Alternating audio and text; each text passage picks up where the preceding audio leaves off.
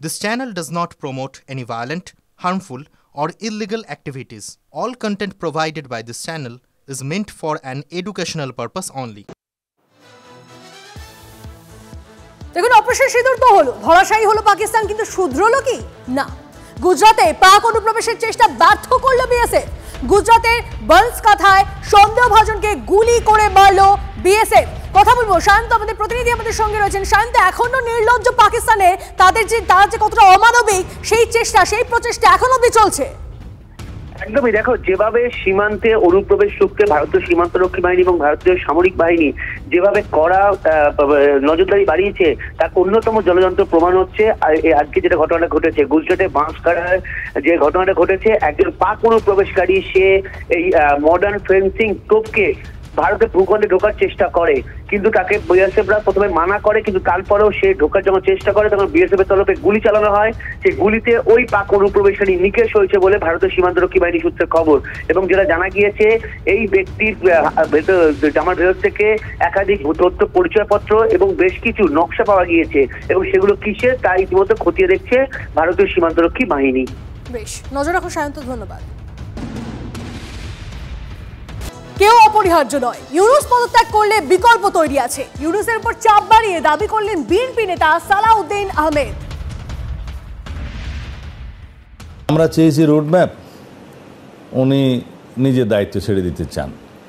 রাষ্ট্র পরিচালনার বিষয়, এখানে আবেগের কোনো বিষয় নেই, আবেগ তাড়িত হয়ে কোনো সিদ্ধান্ত নেওয়ার বিষয় নেই। আমরা তো ওনার পদত্যাগ চাইনি, তারপরেও যদি উনি ব্যক্তিগতভাবে মনে করেন যে ওনার অসুবিধা, উনি থাকতে চান না, তখন জাতি সেটার বিকল্প চিন্তা করবে।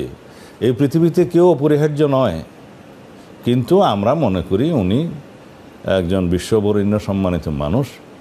তিনি এই বিষয়টা অনুধাবন করে অতি শীঘ্র নির্বাচনে একটা রোডম্যাপ প্রদান করে সংস্কার এবং বিচার কার্য চালু থাকবে, এবং জাতীয় ঐক্যমতের ভিত্তিতে উনি সরকার পরিচালনা করবেন। এদিকে বাংলাদেশে কি চলছে? বাংলাদেশে মার্চ ফর ইউনূসের ডাক। ইউনূসকে প্রধান হিসেবে বসিয়ে 5 বছরের জন্য জাতীয় সরকার তৈরির ডাক বাংলাদেশে। আজ ঢাকার শাহবাগ থেকে মিছিলের ডাক।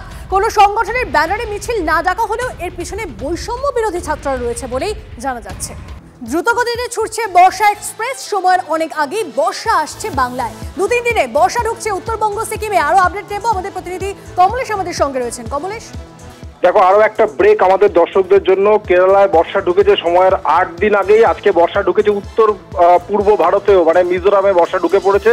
আজকে কর্ণাটক, তামিলনাড়ুতেও বর্ষা ঢুকেছে। এবার বর্ষা চলে আসছে বাংলায় 2 থেকে 3 দিন, মানে শনি রবি সোম মঙ্গলবারের মধ্যেই উত্তরবঙ্গ এবং সিকিমে বর্ষা চলে আসতে চলেছে। সাধারণত জলপাইগুড়িতে বর্ষা ঢোকে 7ই জুন, শিলিগুড়িতে 8ই জুন, গ্যাংটকে 10ই জুন। সেদিক থেকে দেখতে গেলে অনেকটা আগে, প্রায় 2 সপ্তাহ আগে বর্ষা উত্তরবঙ্গে পা রাখতে চলেছে। দক্ষিণবঙ্গ সম্পর্কে এখনো কোনো পূর্বাভাস দেওয়া হয়নি, বিক্ষিপ্ত বৃষ্টি চলবে। বেশ, ধন্যবাদ কমলেশ। ক্লাস 10 ও ক্লাস 12 এর পরীক্ষা শেষ, রেজাল্ট আউট। এরপর কি পড়বেন, কোথায় পড়বেন? সুযোগ সন্ধান এখন হাতের মুঠোয়। টিভি9 বাংলা এডুকেশন এক্সপো 2025, কলকাতার সবচেয়ে বড় এডুকেশন এক্সপো। ডিগ্রি না ডিপ্লোমা, কোন কোর্স করবেন, কিভাবে প্ল্যান করবেন নিজের ক্যারিয়ার, সব প্রশ্নের উত্তর একটাই। TV nine Bangla education expo. একই ছাদের তলায় থাকছে নামকরা সব ইঞ্জিনিয়ারিং কলেজ, বিশ্ববিদ্যালয়, মেডিকেল ও management institution. TV nine Bangla education expo 2025, 31 May ও 1 জুন বোস ইনস্টিটিউটে, কলেজ মোড়, সেক্টর 5, সকাল 10টা থেকে সন্ধ্যে 7টা পর্যন্ত। এন্ট্রি একেবারে ফ্রি।